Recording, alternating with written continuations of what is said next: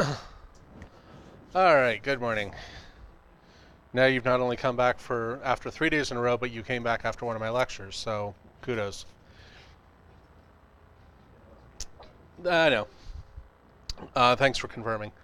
Um, the theme of the day is callbacks.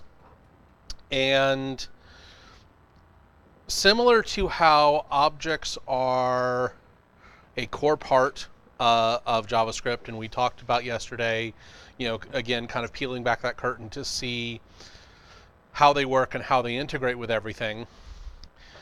Callbacks become what we call a design pattern that we use in the way that we write our code. So callbacks is just a name for a technique. And a lot of people want to make them be something big and fancy and scary that they really, really are not. So the same way yesterday I tried to demystify objects for you, I'm going to try and do the same thing with callbacks today, because at the end of the day, callbacks are just functions. That's all a callback is. It's just a function. And we know what functions are. We know how to use them. We know how to write them. The trick here is these two words, design pattern. And it's a term you're going to hear frequently as we layer more and more and more stuff into your brain, or onto your brain, depending on how quickly it settles in. A design pattern is something that you use, as a best practice. For example, if you, cooking? Cooking is a great example of design patterns, because the very first time you used a whisk, maybe you were 7 or 8 years old, and you were standing there and you kind of did this, and you just kind of moved it back and forth. And then your mom came over and they're like, no, you have to do it this way, because that's what the whisk does. You can just stir with a whisk, but if you do the design pattern of fluffing things up with air, that suddenly changes and makes it a far more useful tool. Well, design patterns are how we handle everything from input coming into our application, doing something like process.argv. It's how we handle reading files from a hard drive. It's how we handle getting a request from the internet, how we handle error messages. Like, there's a pattern that we follow to what we build over and over and over again. Going back to cooking, pretty much every French gravy that you're ever going to make is going to start with a roux, butter and flour, salt and pepper. And you start with that, and then you add all the flavors on top, but you're going to start with this roux. So it's a design pattern. It's a way of building things, a way of constructing things that gives you almost like a comfort, because you recognize that pattern. And patterns for us in programming are a big part of problem solving. Similar to how, when you play a game like, Street Fighter or Tekken or any one of the fighting games, and you learn certain combos that, you press the buttons in a certain order and it beats the living hell out of the other person, and you're like, yay, I win. There are patterns. And then once you've learned those patterns for one game, it's really easy to transfer them to another game. This is a good thing, because you've now got something that you can count on in your heads, a bit of comfort that you can recognize. So, callbacks are just functions, but they are functions that we use in response to an event.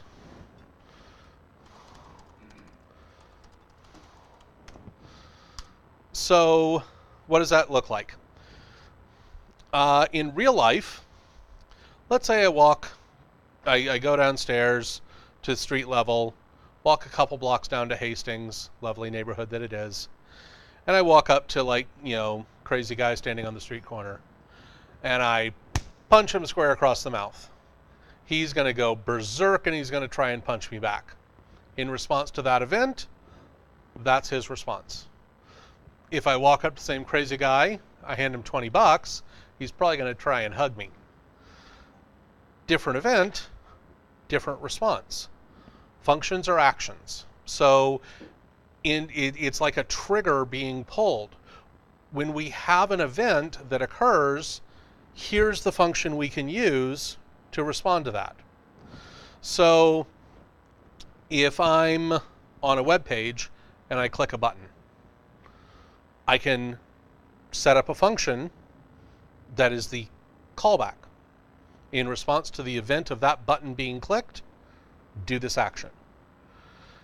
If I'm on a command line script and I finish loading a file from the hard drive, here's a function. When this event happens, do this thing. And this is part of our everyday life. We're walking down the street, it starts to rain, we either put up our hood or open our umbrella. Callback. It's a pattern that we use everywhere in our world. We just have to learn how to recognize it in JavaScript. And we see it most commonly when we do, for example, one of the cases you're going to see it a lot. I'm going to go back to my super complicated list that I used yesterday. So we know this for loop.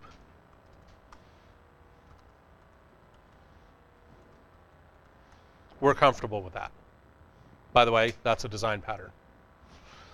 But what if I write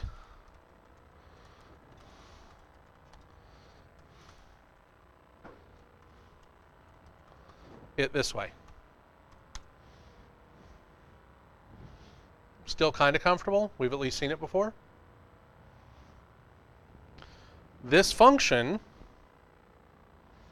is a callback. In response to me progressing incrementally through this list, here's the function that's going to do something. It's the response.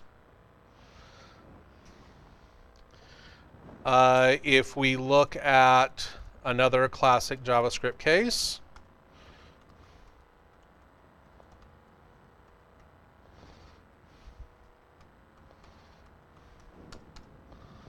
set timeout. It's going to count down 10,000 milliseconds, which is 10 seconds. 10, 9, 8, 7, 6, 5, 4, 3, 2, 1. And then when the timer runs out, we have an event. We have that timer running out is an event, and we have a function that we're going to do. And it's going to say kaboom. So in this case, what we're seeing is a pattern where we are taking a function and we are passing it as a parameter, right? Technically as an argument. We're passing it as an argument, and in doing so, we get behaviors. We get to decide what's going to happen in response to an event. Now, this brings us to kind of three interesting conclusions. Conclusion number one is that functions are just objects that we can pass around as arguments, no problem. I can take a function, I can pass it to another function, and that JavaScript will be perfectly fine with that. That's a good thing. Thing number two that we can realize with this is that if we have the ability to kind of dictate what a function like for each or map or inject or reduce or anything like that is going to do with our data, then that gives us a lot of flexibility.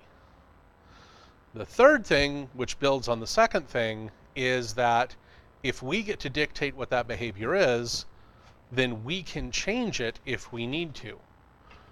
A function like for each, which just is going to do a loop over some array, now we can have it do 25 different things and give it 25 different functions. One of those functions, for example, could be an alarm clock. Morning, gentlemen. I went ahead and started without you. I hope you don't mind. That's okay.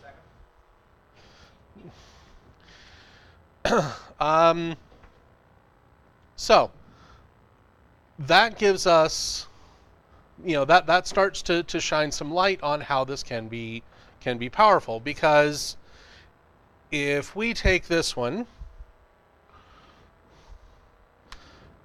we can also write this.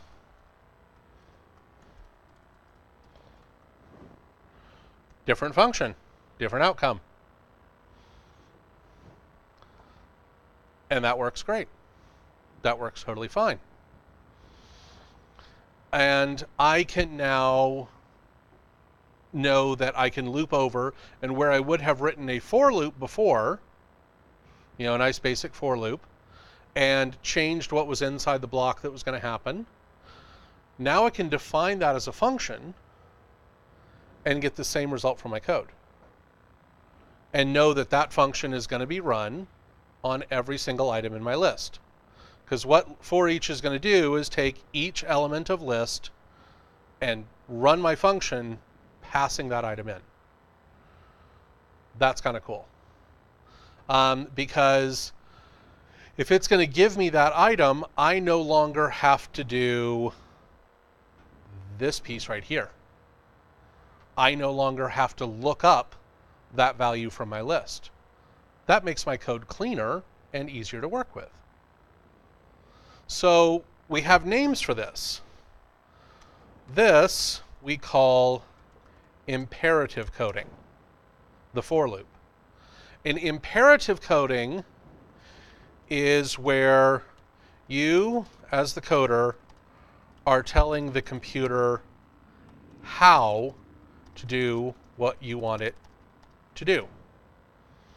And if you have ever had to babysit, or if you have children, or if you've taught a class of children, you have dealt with imperative instructions. No, take your finger out of your nose, go wash it in the sink, go back over there and sit down.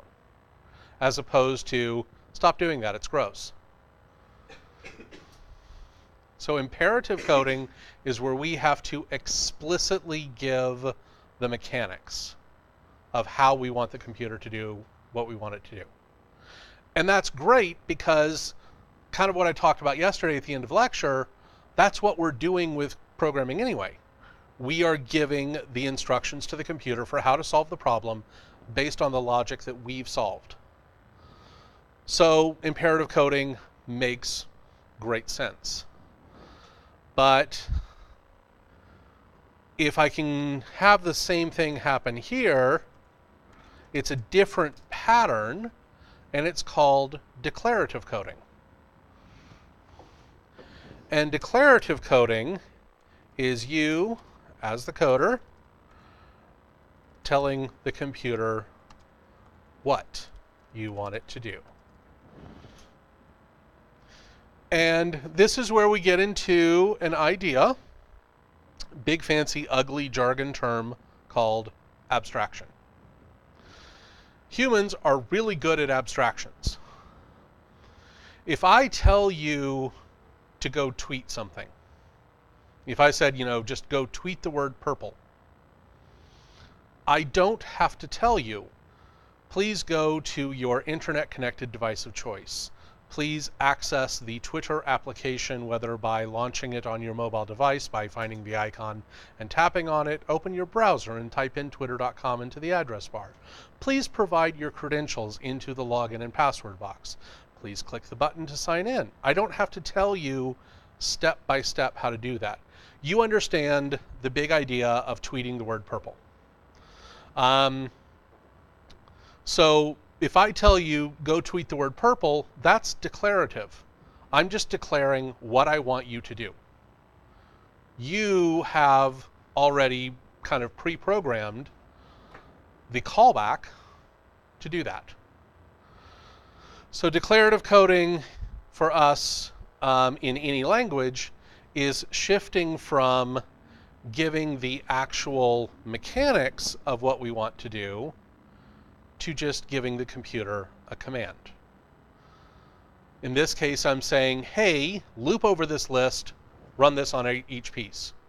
And the computer's like, cool, be right back. and it does it.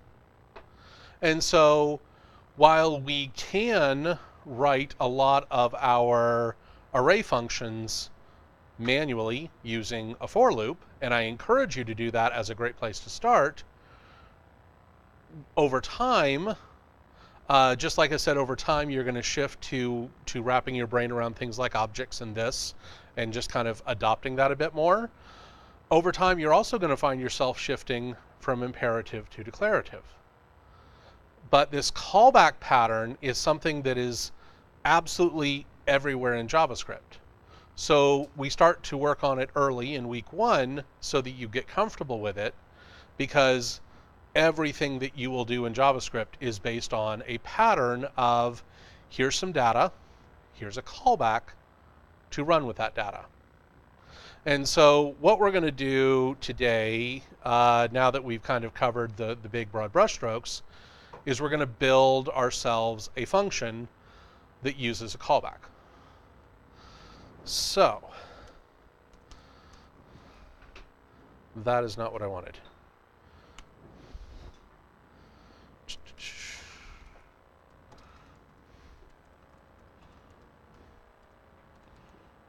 You guys are August, and let's make a new directory for today and cd into it. Calgary, you guys are quiet today. How are you doing this morning? Sorry, what was that? Huh.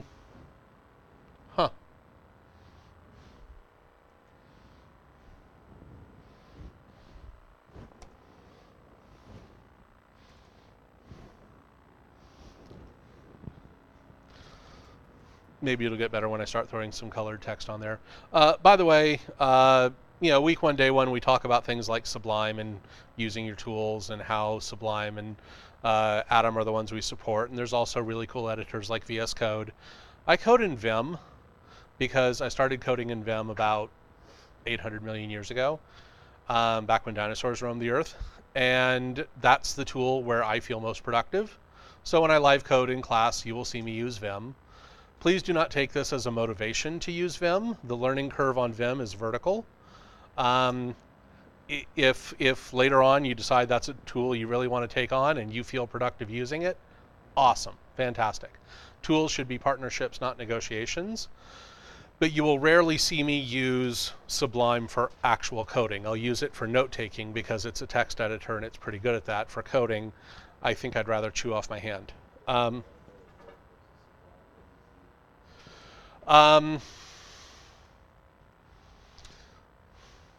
One of the biggest things for me about Vim versus Sublime is the flexibility of text editing. I mean, Sublime fortunately does have a lot of really good keyboard commands, but I've built up the muscle memory of the editing commands in Vim and just navigating around in the text using the keyboard, so that I don't even have to move to the arrow keys, because Vim uses H, J, K, and L for moving around in the text. Vim also gives me really intuitive commands, in my opinion, more intuitive commands for search and replace. The one thing where Sublime beats Vim is the idea of looking at something as a whole project. So like opening a whole folder, having the sidebar there, and being able to search and replace in an entire project. That's one place where Sublime beats Vim. I also like Vim's syntax highlighting better.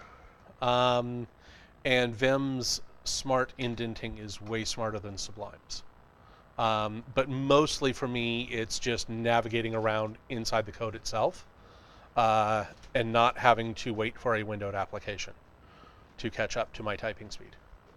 So, that being said, VS Code, if Vim just disappeared off the face of the earth tomorrow and I had to use a windowed, a GUI text editor, I would go to VS Code. It's brilliant. If you want to take that as an endorsement, cool. All right, so what we're going to do, is there a reason to use callbacks over async await? Oh, Alex, that's a great question. Yes, there are about 47 reasons. I'll list the 3 biggest ones. So async await is a new feature in JavaScript that just came out and is almost kind of quasi-supported everywhere, where the idea is you can tell your code that something is going to happen at some point in the future. Like, if I call and order a pizza, Domino's can say 30 minutes or less all they want, but 30 minutes or less could mean 29 minutes and 59 seconds. It could mean 12 minutes. I don't know how long that pizza is going to take to get there. That's an asynchronous action from the time when I make the call to the time when I get the pizza. The outcome is not determined. So I can define a function like order pizza and say that it's asynchronous, and then I can await the delivery. That's the principle behind async and await as keywords in JavaScript.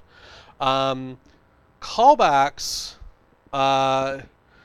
have been around much longer than async await, and one of the biggest reasons to use callbacks is scope, because I can pass a callback function to another function, and I can run my callback inside that scope and get access to data and variables, and I can decide what gets passed into my callback function quite nicely. The second reason is async await is a very linear direct path, whereas with a callback function I can define different callback functions and do different things depending on which callback I choose. With async await, I'm going to order the pizza and then I'm going to wait for the delivery. I don't get to order the pizza, await for delivery, and then decide to make faces at the pizza guy when he gets there. Like, I can't kind of modify that direct line of process the same way as I can with a callback. The other reason is pretty much all the JavaScript that's been written in the past 22 years uses callbacks as a design pattern, so you need to know how to use them. So, all right, time for some pseudocode. So what I want to do is I want to write a function called backwards. And what backwards is going to do is it's going to take two things, a list and a callback. And it's going to return the list reversed, aka backwards.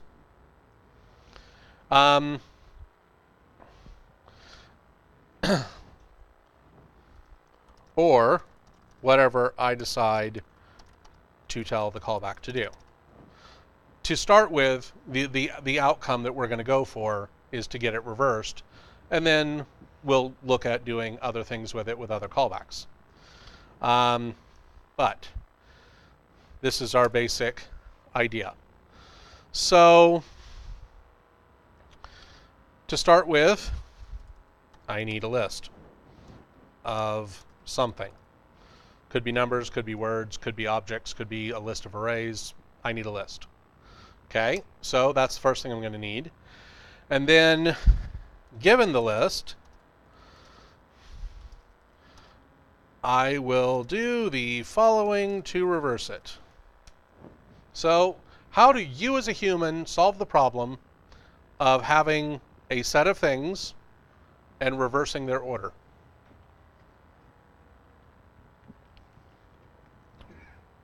Forget JavaScript. Forget code. If I hand you a deck of cards, how do you reverse the order of the deck of cards?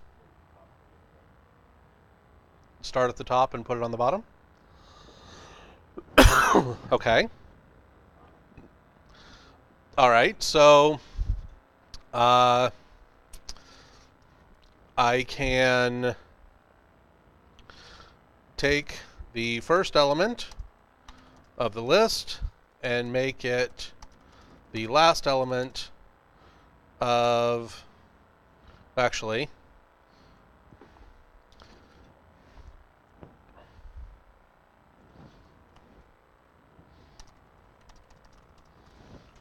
I can take each element and make it the first element of a new list. That way I'm always pushing it onto the front, and I will get back a list that is in reverse order. Totally do that. Okay. So let's solve the problem that way. Let's implement backwards.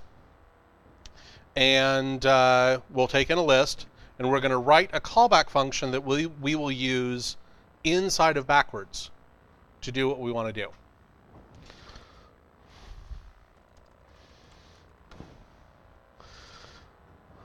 So what do we want to make a list of? Numbers? Okay. Let's go for, prime numbers. Let's go over those. Nice short little list. And if we get back that list in reverse order, it'll be really easy to recognize what it is. Okay, so I need to define a function backwards. Kind of need that. And so I'm going to have one parameter that gets passed in, which will be my list. And then the other one, I'm just going to name it CB, callback. It's a shorthand you're going to see a lot because typing out callback is hard. It's a lot of letters. I didn't become a developer because I want to type.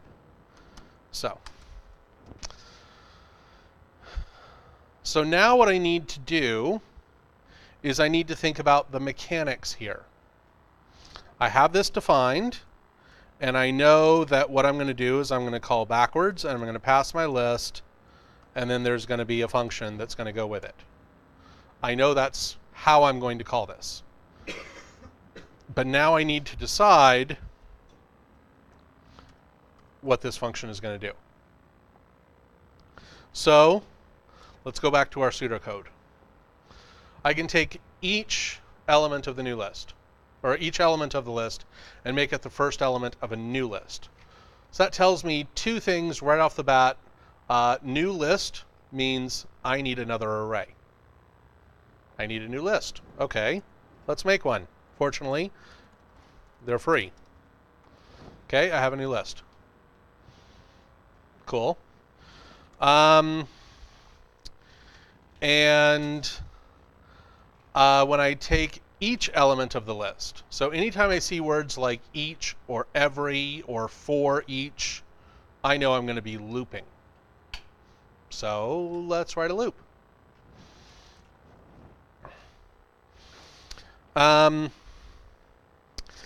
So what we'll do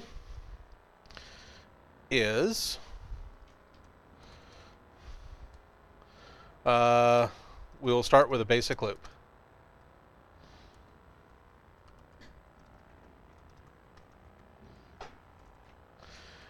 And what I want to do now is I want to take the element of my list, which will be list I, and I want to make it be the first element of an array. How do I take something and push it to the front of an array? Dot push gives us to the back of the array. How do I put it to the front of the array?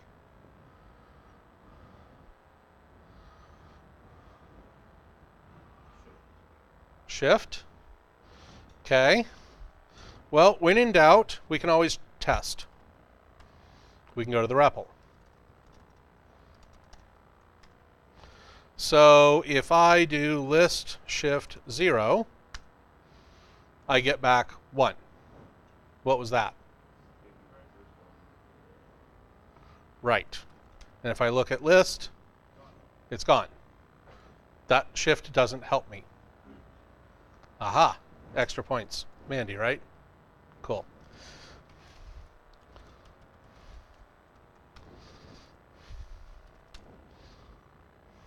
There we go.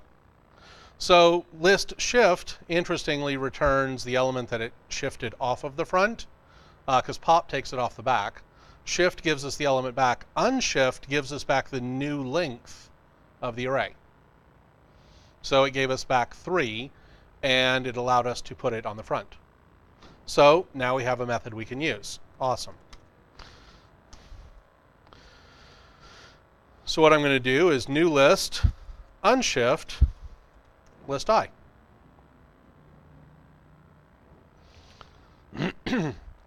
That's great. That's wonderful. But how do we get this functionality that we're going to pass in that does what we want it to do of piling things on the front of that list. How do we get that to work here?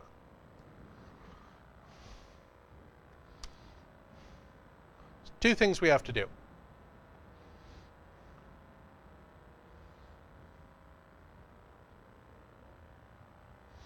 Nope.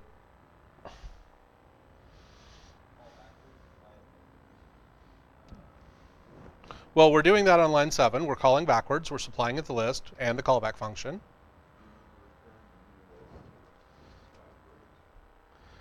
So yes, we need to return new list from here. And then what do we need to do here?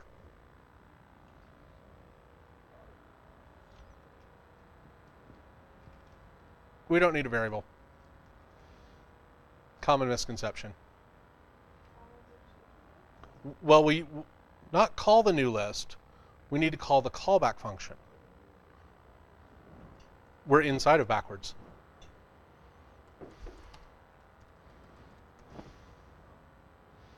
I need to call my callback and give it the list.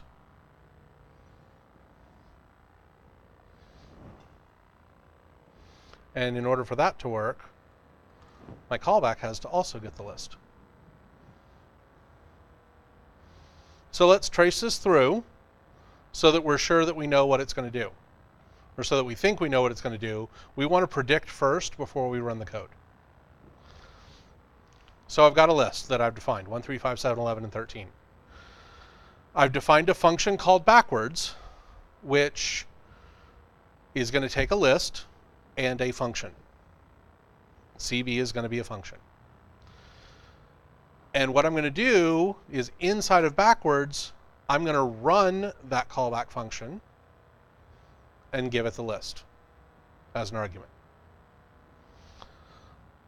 So line 7, I call backwards, I run that function, I pass it my list, and I pass it my callback function, which is set up to take one parameter.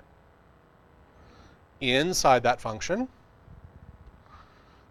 I'm going to create a new variable called new list.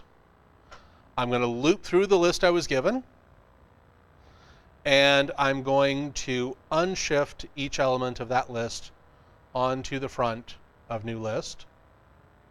Once I'm done with that loop, I will return from my callback function my new list.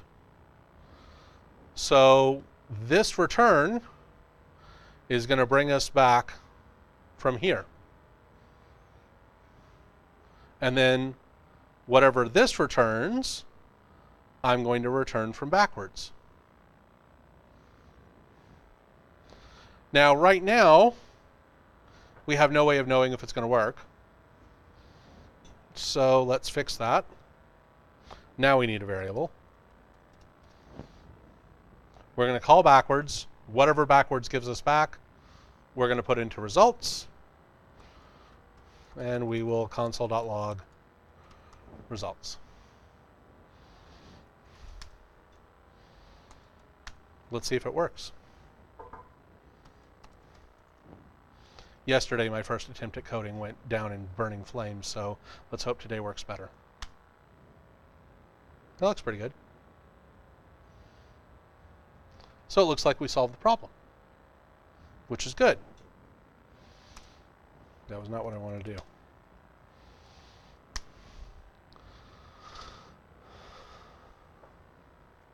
Now, I know a lot of you were thinking that we had to do this.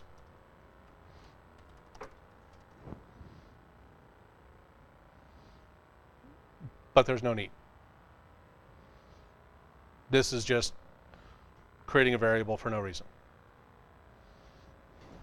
Yes, it gives you the ability to log this out here before you return it, but I'm going to log it out one line later anyway. So this does the same thing, and it's cleaner code. Yep. If you wanted to console log your variable, right? Correct. I could call a callback inside of the console.log. Yeah, so absolutely correct. I don't need a variable to do that. Yes?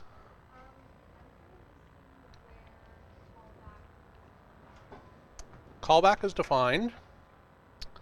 The function is defined right here. It is an anonymous function. It doesn't have a name of its own. So this function is being passed as a thing into the variable CB. It's being passed to the backwards function. Because a function is just an object that I can pass around. It's a special object, meaning I can run it. We talked a bit about that yesterday. But the function itself is just an object that I can pass around. No. We call backwards right here. So list here goes into list here. And this function is one whole thing that goes into CB. And this is why I worked yesterday to get you to separate the definition of a function from calling the function. Because right now, CB by itself is the definition of that function. Here, when I put the parentheses on the end of it, that's when I am running the function. So we had to understand a function as an object first, as a variable being held in memory, just as a thing sitting there, inert. Then we stick parentheses on the end, and ta-da, it has magical powers. I forgot I have to stay in Harry Potter world.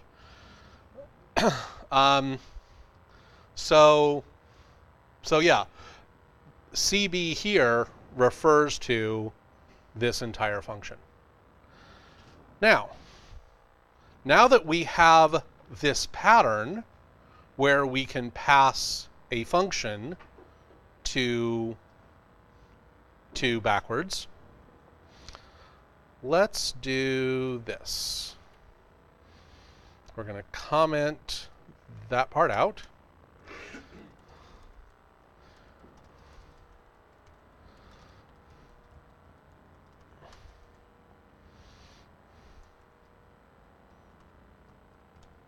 And we're going to have it do something completely different. We'll still make a new list.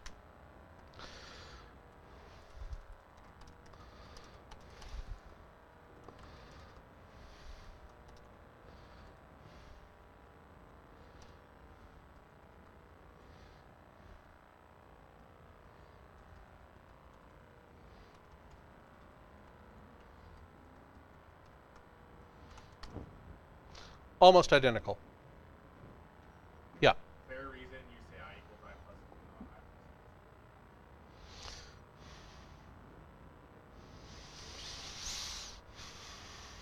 Clarity right now.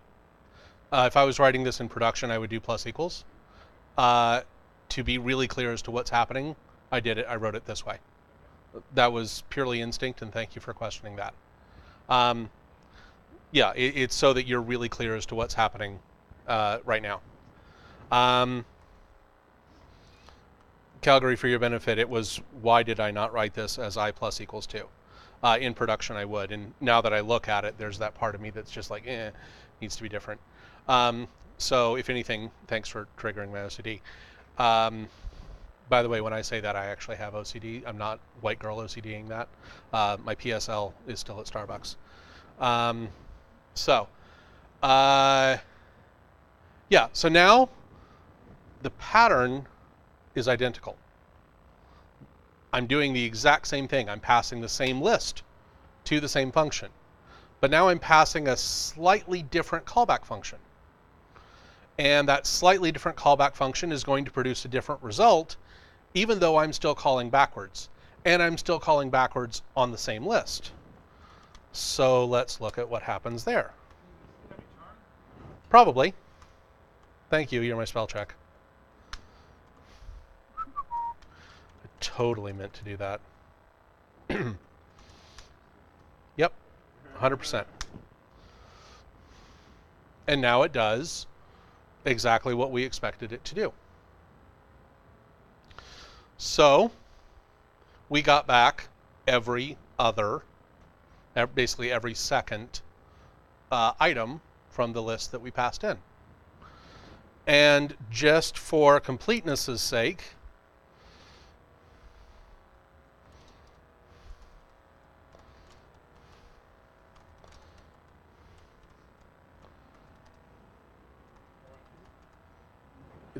it's alphabetical, and just to make it really weird.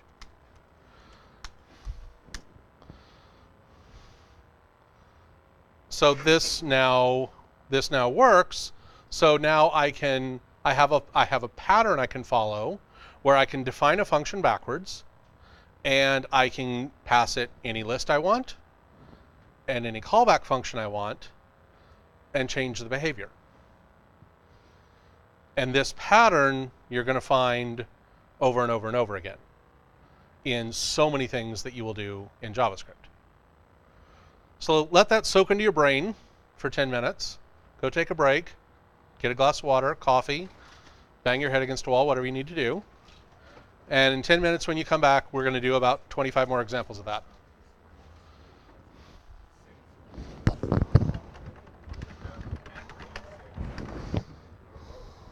Label let me agree back and forth.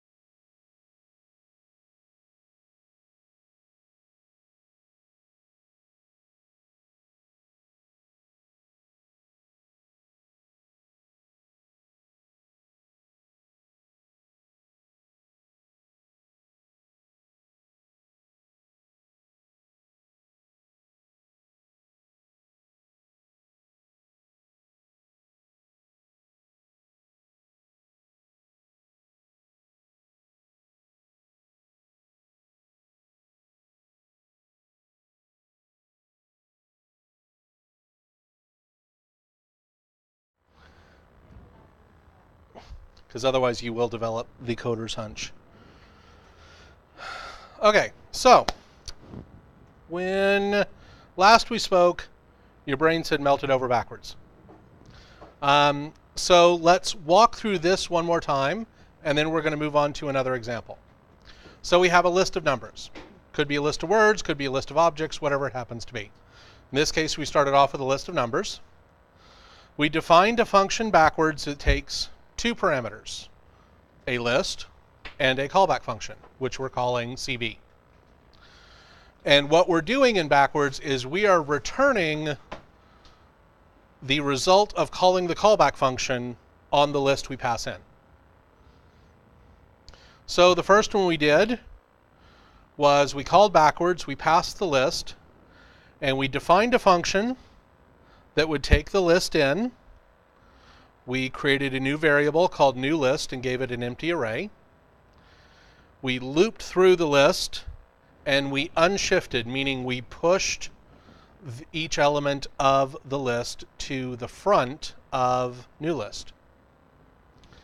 We returned newList from our function. So at this point, this function is only defined. It has not been run yet. We took this, and this whole block went into this variable. So here's where we actually call the function. We passed it the list that we gave to backwards, which was our list of numbers. So we started off with 1. 1 got unshifted into newList, then 3, then 5, then 7, then 11, then 13. Each one of those numbers got pushed onto the front of newList as we walked through. newList got returned from our callback function, and that came back to here. We then returned that from backwards, and we caught that in a variable called results, and we logged that out. And when we did that, we saw that the variable was now backwards, like the list was backwards. So like in bar results, you're calling list. You're also in function you're calling it, and then up top as well you have it going in. You need them in all those locations. Like if you just simply hold on for a second. Because like in function backwards list is not in the callback, right? It's not already calling it. You need it in function backwards. Okay, so there's two parts to the question you're asking that I hear. One of them, what you're explicitly asking is, doesn't backwards have scope for list already, and couldn't it just see it? Why am I passing it in as a parameter? This backwards function may not end up being defined in the same file where my list is. It might be in a completely different part of my application. I'm doing it all in one file here, so while yes, in this example I have scope, the pattern is more important. So I'm passing the data I need to work with and the function that I want to work with that data inside, to backwards. Because backwards might live somewhere else. The definition of it might live somewhere else. So that's the first answer to your question is, yes, it is best practice for me to go ahead and pass it in. The second part is, why are all these variables named list? Can't I either A, come up with something more creative or less confusing?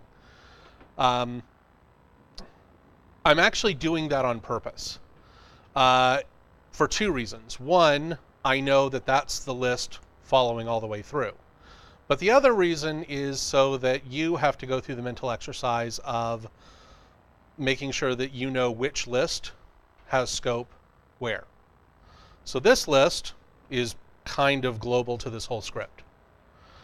This list only exists inside of the backwards function and is this variable right here. This list is technically a different variable and is, again, just locally scoped inside this function.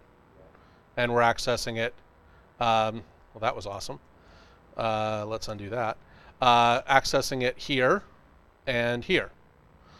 None of those are actually directly this list right here. So I'm making you follow the variable scope, by giving it the same name. And in the var results, the first list, as it's initially passed, is linked to the actual function. That's this one right here. Like this list that I'm passing right here is that array right there. That in turn is passed into function backwards, which is in turn passed to the actual function. And ends up here. Yeah. Right. Yeah. Is it passing by reference? So you're asking about passing by reference versus passing by value. It is actually passing by reference. So if I was to do something like pop or shift that list, it would ultimately end up affecting this one. There's a very long explanation for why JavaScript does that, which we will get into in week 6. Yeah. Short answer, it's dumb and has everything to do with optimizing memory management. Okay. Just a quick question, we were talking about it. How would you link this graph? Like, let's say that list isn't in this file. Mm-hmm. How would you pass that into this file? Outstanding question, which we will answer, I think, as early as tomorrow. Yeah. Node gives you the ability to do what we call modularize your code, turn it into almost like Lego blocks. And then you require code from one file to another. So the keyword is require. There's a little bit of architecture to it. It has its own pattern, and tomorrow is when we get into that. Yeah, I don't want to do the, hey, great question, ask me that in 24 hours, but great question, ask me that in 24 hours. Yeah, it is coming. The second example, I changed lists. So I didn't want it to be numbers, I wanted it to be words. Still have a variable results, still calling backwards, still passing at the list, except this time it is this list of fruits and vegetables. So the same path of scope still applies. We're still making a new list. This time what we're doing is skipping every other item because of the I equals I plus 2. We're still unshifting into new list, returning it, and logging it out. And we saw that we got back, I think when we ran this one, what did we get back? Durian and bananas? Or eggplant, cherries, and apples, yes. Yeah, because it would start with the first one. So yeah, we saw that this did what we expected it to do, whether we had a numeric list or a list of words. So we talked about the declarative code, and we talked about, kind of showed that pattern of, say, list.forEach function item console.log item.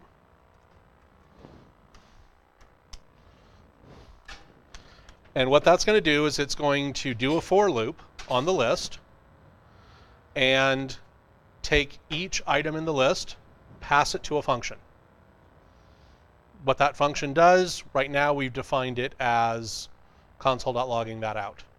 Just logging out whatever the item was. So let's write this function. Let's implement our own version of forEach so that we can see how that works. And this is a great way to understand callbacks. So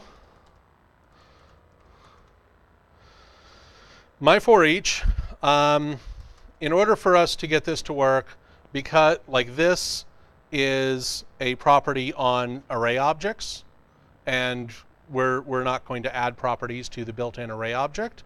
So my forEach is going to have to take 2 parameters. One will be the list, and the other will be the callback. Starting to see a pattern here. And we know that what my forEach does is it loops through the list and calls the callback on each item in the list. That's for each. That is all the mystery removed. So what we'll do,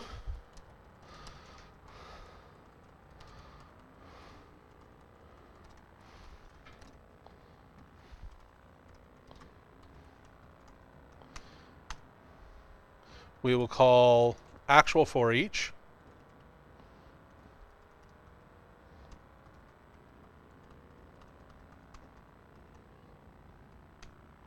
And then we will call our for each.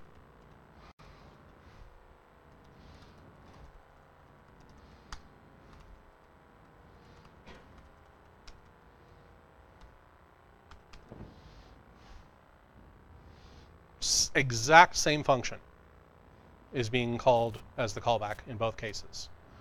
Exact same list is being used in both cases.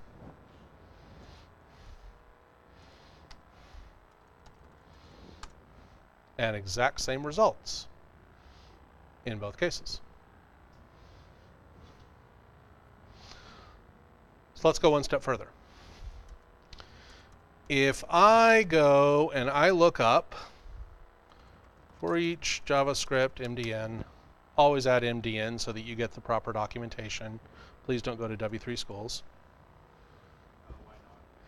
Two reasons. One, the guy that wrote JavaScript works for Mozilla. So I kind of trust their documentation. Second reason, W3 Schools is not associated with any standards body whatsoever and therefore has no responsibility for providing accurate data. W3 Schools' responsibility is generating ad revenue. So they're very well SEO'd. They show up at the top of all the search results. That doesn't mean they're right. That is the JavaScript equivalent of fake news. So I should take their courses, pay for their courses. Really, no.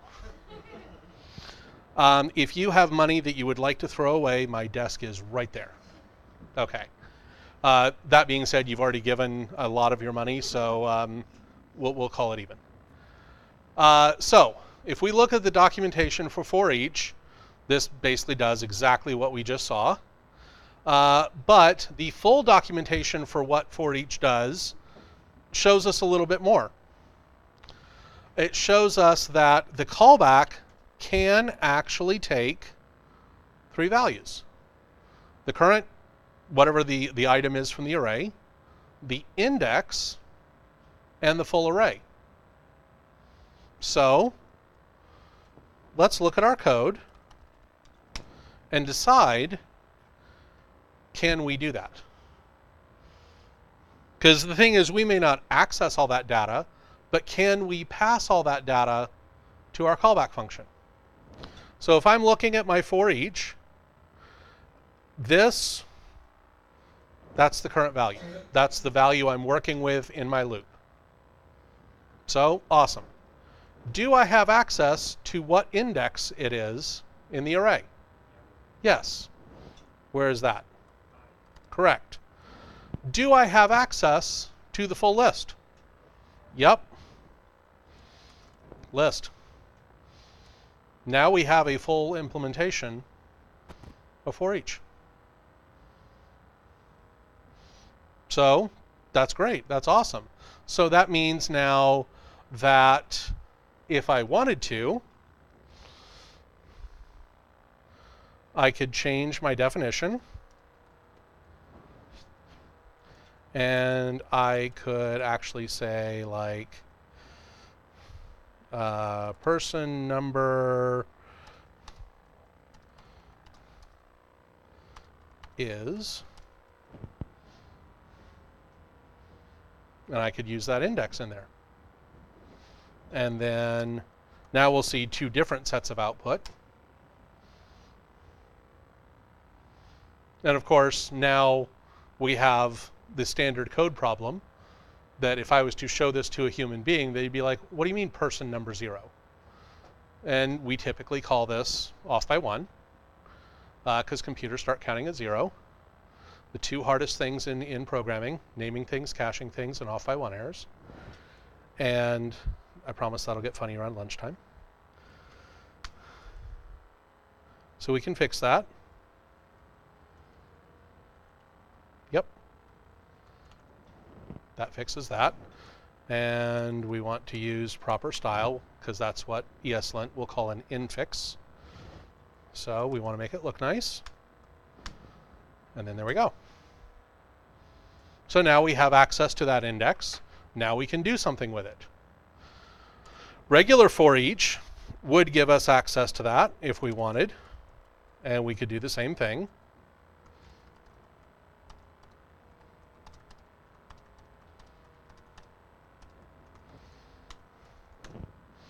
And so we get the same output both times. So now we've written a function that does everything that regular for each does. And so in order for us to do that, we had to be able to run that callback.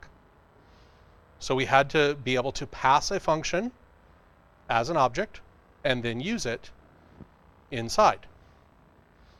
So for each was fun, but it's kind of boring. But the first 10 times you run this, really cool, awesome, I solved that problem. But now we need a new problem. So that problem is going to be map. So what map does is if I have a list and I map over it,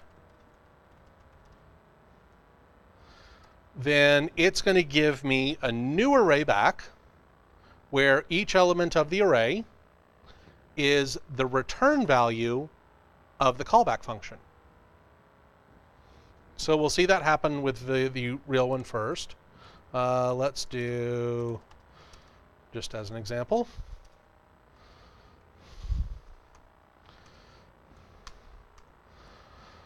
so 2, 4, 6, 8, 10. I got tired of 1, 2, 3, 4, 5.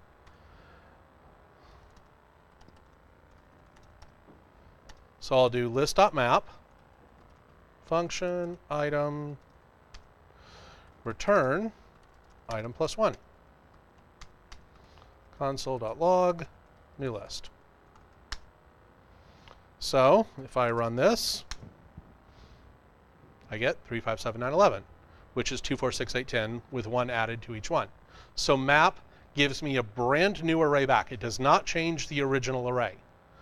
It gives me a brand new array back where on a one-to-one relationship, each element of the new array is whatever the return value was of my callback function. So let's write our own. Now that we know how it works.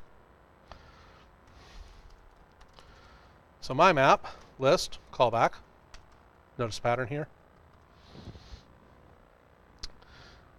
So we know we're going to need a new array.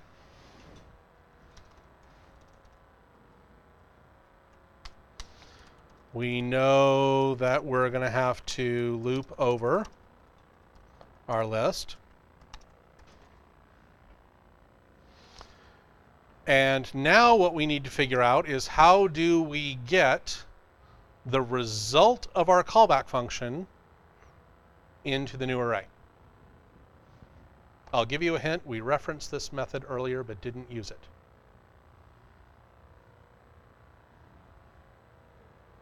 Yep, push. So what are we gonna push in there?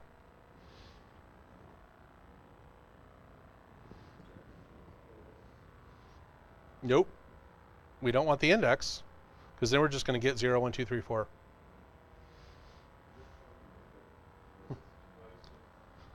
Nope. Extra points.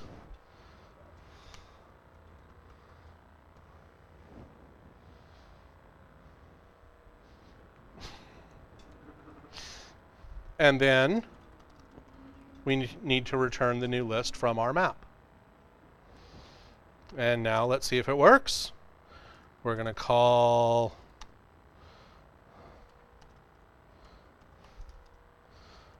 my map. We're going to pass the list. We're going to take the exact same callback function.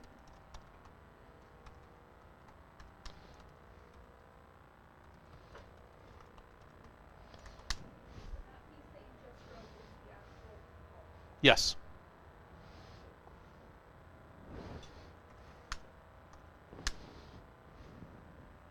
I would say that we solved the problem. The only difference between what we did for map versus what we did for each is that we had to push it into a new array. The overall mechanics of it were the same.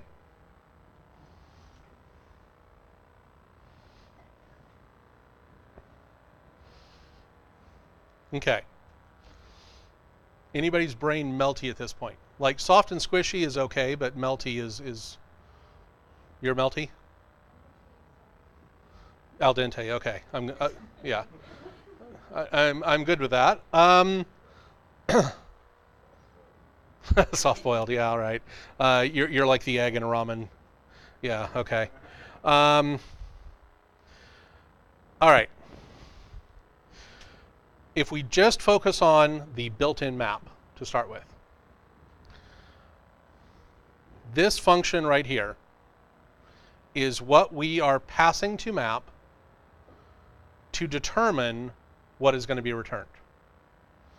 I can define this function to do anything I want. I could get it to sing happy birthday lyrics. I could get it to retrieve stock quotes. I can have it do addition. I can have it convert these to hexadecimal values. Whatever I want this function to do, I just write the function to do that. And then what map is going to do, what map is built to do, is to take the list that I run it on and run this function on each piece of that list, of that array. And then whatever the function gives back, map goes, cool, I will collect that into a new list and give that back to you. All clear on that? Yeah? Cool. So we wrote a function that took in a list and a callback function. And we said, what we're going to do, we're going to create this new list. We're going to loop over the list you give us. And for each element of that list, we're going to run this function on it. And take whatever that function gives us back, stick it in this new list, and give you that new list back. Sound similar? That's all the magic. We've just re-implemented, I mean, yes, I reinvented the wheel here, but it's for the purpose of demonstrating how this callback mechanic works. And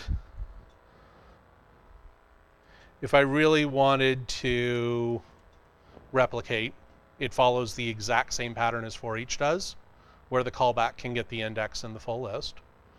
And I could go back to my documentation and find .map and see that it does the exact same thing. So I've just written out that functionality so that I understand how it works. And then what I did was I called my map, gave it a list, gave it a callback function, and logged out the results. Does that firm things up a bit to talk through it that way? Ben? In here? So because I'm re-implementing map, I want it to be authentic. And so the documentation tells me that what JavaScript is programmed to do is when I run map, it will actually pass 3 things to the callback function all the time. It will always pass the current value, the index, and the array. My callback function that I give it doesn't have to access all those things. Like, for example, down here, all I care about is the item. I don't care about the index or the whole list. But JavaScript is going to give those to me anyway so that I could use them if I wanted to. In the callback function. Yeah, map, for each, filter, like all of literally all of these functions here are built to follow that same pattern, so that when you give a callback function, it will take up to 3 things. Like JavaScript will always give it those 3 things, whether you use them or not. So those 3 things there. We're just not paying attention to them. Yeah, we really don't care. So remember yesterday when we were, so the question is, what is this arg? Which I have kind of unhelpfully glossed over. So if you remember yesterday, we were talking about the concept of this and how this is a context for whatever object is calling the function. Because we are using the function keyword, defining a new scope, inside that callback function each time, this is going to get assigned automatically by JavaScript. Whether we access that variable or not, it exists, and JavaScript's going to define it for us. What this is telling us that we can do is we can pass a second parameter to map or for each or filter or any of those, and that is what this will get set to each time. So we have the ability to control the context of this inside the callback function if we should need to reference it for whatever reason. And a perfect example of doing that is, remember when I was creating myself as an object yesterday? Let's say I had added an array of my phone numbers, like my cell number, my home number, my work number, all of that. If I, in the process of mapping over that list of phone numbers, if I needed to get access to some other property on my object, I could have passed Don as the this arg, and then inside the callback function, if I did this dot blah blah blah, it would refer to Don. Otherwise, it's going to refer to the global object in Node, because that's what's running the callback normally. And that makes perfect sense once you've done it 10,000 times. But that's what the this arg is doing. It gives you the ability to tell JavaScript, hey, use this as, assign this to this, so I have that context, so I have that access. Yeah. Their description, value to use as this when executing callback, is not very helpful. You're like, oh, that makes perfect. Wait, does it? Yeah. So, yeah, that's why I've kind of been a little bit hand wavy over that particular piece, just because we just got into this yesterday, literally. I hate talking about that keyword. Yeah, we just got into it yesterday, and so I'm trying not to muddy those waters too much. The focus here is callbacks, not context. Okay. Cool. Alex is asking, can map be used to take an object and make a new object? Short answer, no. You can map over an array of objects, but map is a method that can only be called on an array.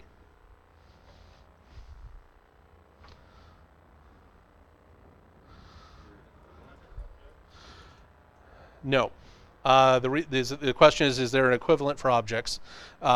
And there are ways to combine objects together. There are ways to, we have like literally 6 different ways to build objects in JavaScript. So there is a lot of flexibility there for doing it. But if you wanted to map over the properties of one object and use them to create something else, remember yesterday I did object.keys and then the object variable name. That gives you an array of all the properties on that object, which you could then map over. Yeah. So there are ways to hack that specifically together, but because objects are dealing with 2 sides to the data, not just single elements in the array, different functionality. Cool. So let's do one more.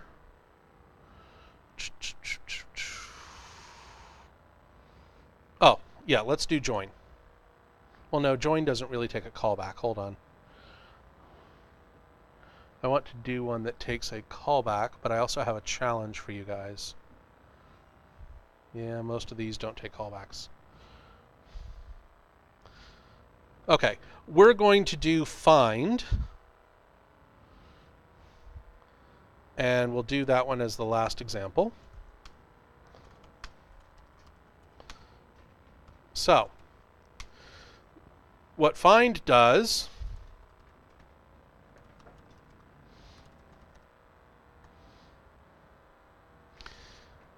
is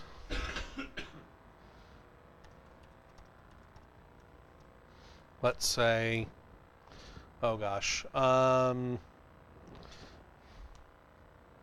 not? So what find is going to do is I'm going to give it a list. And it's going to go through that list and return the first element from the list that matches basically where this function returns true. So this is me having to build my callback function a specific way because I need a truthy value. If this evaluates to false, or a falsy value like 0 or empty string or something like that, then it won't return that element. But anything where this returns a truthy value, JavaScript's going to give me the first item in the list that matches that. So, yes. Yes, so it will return the actual value.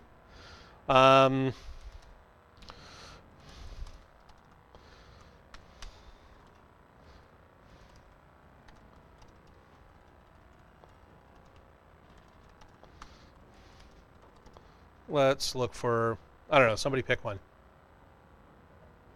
6. It's right in the middle. I knew you were going to pick that one. It's like whenever somebody says, give me a number between 1 and 10, I actually always say that, give me a number between 1 and 10 and don't pick 4 or 7. Because everybody picks 4 or 7. So then I get people who reply with things like octopus.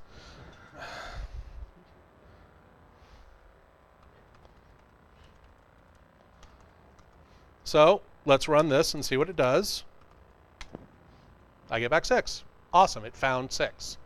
If I don't find it, just for completeness' sake, let's make that 16. I get back undefined. Because literally what I was looking for didn't exist. It's undefined. So that behavior makes sense. So I want to reproduce this. I want to be able to write a function that can take a callback that will do this.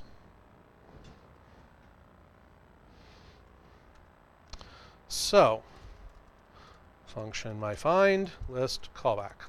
It's almost like I've written this before. So I'm just going to do var result. That's what I'm going to start with. And then my logic is I'm going to loop over my list. And if I find something that matches, basically where the callback function proves true, then I'm going to set result to that value and return it afterwards. For var I equals 0, I is less than list.length, I plus plus, if I had $1. If callback list I, and we know that that pattern's going to be there, so I might as well just go ahead and write it. Result equals list I break, because I want to break out of the loop. I want to return the first one I find. Is that a question, Sebastian? Nope. Oh, okay. I couldn't tell if you were waving, if you smelled something bad, like if you had a question. Return result. Now, the benefit here is if I don't find anything, result is undefined. That's cool. And let's call it. We'll use the exact same callback function. Return item is equal to 6.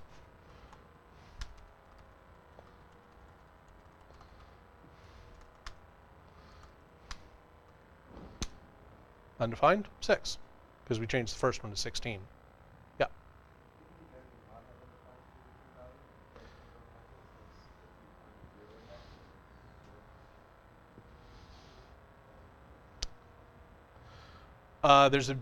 Okay, so the question is, wouldn't it be better to have something other than undefined as your return value? On the one hand, I will say, fantastic, write a proposal, submit it to the ECMA body, and they will review it and change the behavior of find. You'll get right on that. The other response I'll give you is we have to look at semantically what the function is saying it's doing. It's going to find something. So if I was to tell you, go in the other classroom and find me a green pen, and I'm expecting green pen to come back. If you go over to that other classroom and you don't find a green pen, what is green pen to me? It is undefined. I don't have it.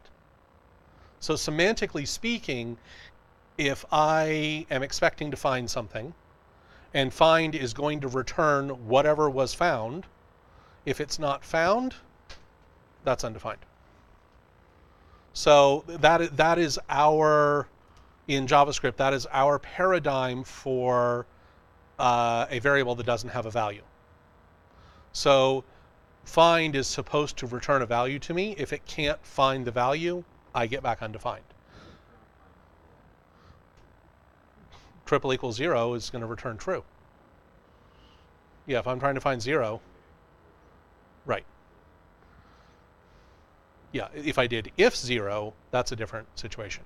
But if something triple equals 0, yeah. So, 4 different implementations now of callback functions. In one case, we used it just as the body of our for loop. In another case, we pushed it into a new array. We wrote our backwards function, which would do backwards things with whatever list we gave it. And now we're actually using the callback in a conditional. So it's just as we would use any other function that we would write, just as we would use, any function that we would define normally, because guess what? It's a function that we defined. So now that we've gotten this far, I have one last thing to show you, and then I have a metaphorical gauntlet to throw down that is a challenge with prizes attached. Ooh. So I'm going to go back to for each, but I'm going to make for each v2.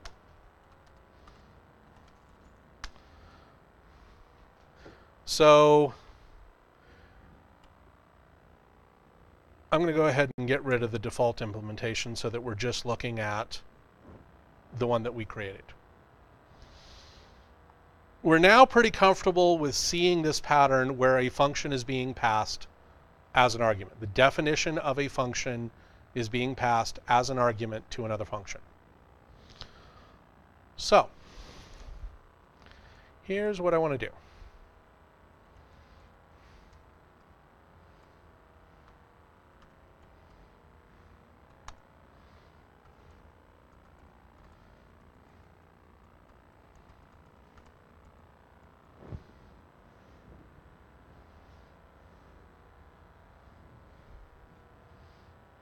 Did that hurt anyone physically?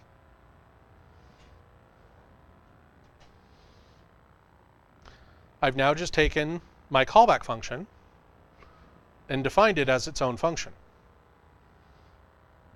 and passed the reference to it as my second parameter.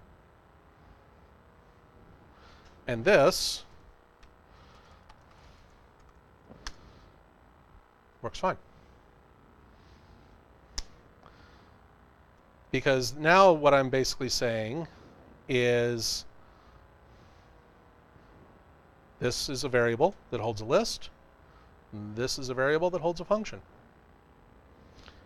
And when I pass log Simpson goes into callback and doesn't actually get run until here on line 7. It takes the same parameters in that it did before. That doesn't change. But now I can take a function from over here and pass it over here as a callback. I don't have to define it in line as one of the arguments when I'm calling my for each. I can predefine that function. In fact,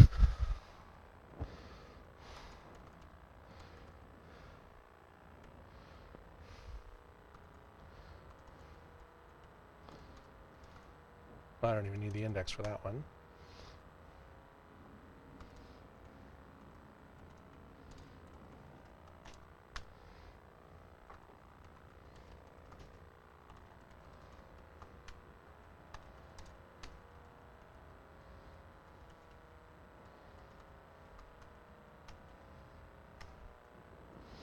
Different callback function.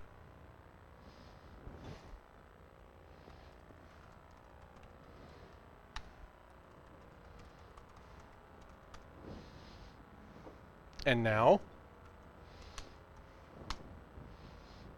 different behavior. Still for each. Still the same list. But now, because we know Bart's a jackass, when we get to him in the list, he yells Cowabunga instead of his name. So that means I now have the ability to kind of pre-plan, set up functionalities, or I could even go ahead and write it out in line if I wanted to. And then when I'm going back and refactoring my code, because you guys have all the time in the world to do that, when I'm going back and refactoring my code and cleaning it up and making sure that I really understand the logic of what I've written, I can now take that function and put it somewhere, clean things up, make sure my white space is good. Because now with this, I've got these functions defined. My actual code that's running is just those 4 lines. Technically 3 lines of code, 1 line of white space. So now if I need to debug things, I just have to follow through my functions rather than dealing with indent callback hell, which is what visually happens when you start getting like a callback function which has a loop, which then has an if statement, which then it starts to look like a big chevron on the screen. In fact, there is callbackhell.com, which has callback functions. Here's a for each right here. We know what that does. And it takes a callback function. File name, file index. So we're paying attention to 2 of those things. Here's another for each, width and width index. And it's just like, this is callback hell. And so this gets cleaned up by taking these inner functions, these inner anonymous functions, and breaking them out. Because then this gets rewritten as like 10 lines of code that doesn't turn into an arrow. So, food for thought. So now I have a challenge. And I issue this challenge to most cohorts. We've looked at re-implementing for each. We've looked at map. We've looked at find. My challenge to you is to have you re-implement either filter or reduce. Please make a gist. Send me the gist over Slack. Send it in email. I don't care how you send it to me. You have until like 8:30 tomorrow morning to do this as an extra special little task. Again, because you have so much time. And the best version that I get, one from Vancouver and one from Calgary, will get a prize. And this is not a prize like a little foldy piece of paper. Like, this is a legit prize. So that's my challenge to you guys, to get you to work with callback functions and make sure you are understanding them this week. I would happily take submissions from everyone. You don't get extra points if you do both filter and reduce, but it will definitely help you as a dev. So I will pick the best implementation of whichever one of those I get, one from Vancouver, one from Calgary, and you will get a prize. Yeah. Jeremy's been talking to us a lot about presentation type and how you put it on the means structure. In this instance, we're talking about things that is the easiest to read and quickly understand, or the most clever and esoteric implementation. I am not interested in clever or esoteric. Clever is quite often flawed in some way. If you have ever watched the Roadrunner cartoon, the coyote was very clever, and that is all I will say to that. I will take code that is readable, maintainable, and that I would be happy to take over the maintenance of, that accurately, authentically re-implements either filter or reduce the best over some gobbledygook one-liner that looks like Otis rolled around on the keyboard. So, oh, and it needs to be in JavaScript, just to be clear. There's great ways to do it in PHP and Java and C++ and things like that, but in JavaScript, please. Write your own filter or reduce, send it to me before 8:30 tomorrow morning, and the winner will get announced when Aaron comes in, because I will not be here tomorrow. I have to go to the island for something. But yeah, will get announced and you will get a prize tomorrow. Cool. I'll package up all this code and send it out to you guys with the notes.